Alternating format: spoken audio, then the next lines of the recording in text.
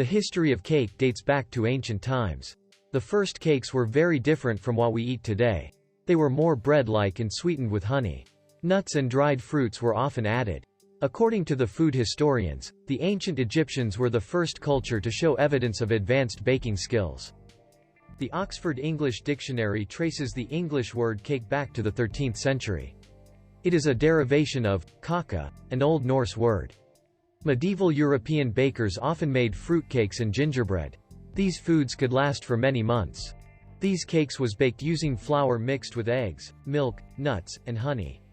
They also had a cake called satura, which was a flat heavy cake. During the Roman period, the name for cake became placenta, which was derived from the Greek term. A placenta was baked on a pastry base or inside a pastry case.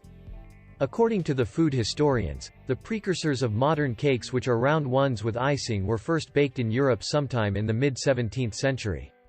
At that time, cake hoops, round molds for shaping cakes that were placed on flat baking trays, were popular. They could be made of metal, wood, or paper. Many cakes made at this time still contained dried fruits like raisins, currants, citrons.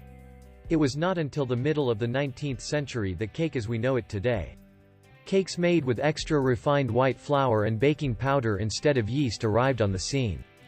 The Cassell's Universal Cookery book, written in 1894, contains a recipe for layer cake. Butter-cream frostings using butter, cream, confectionaires, sugar and flavorings began replacing traditional boiled icings in first few decades in 20th century.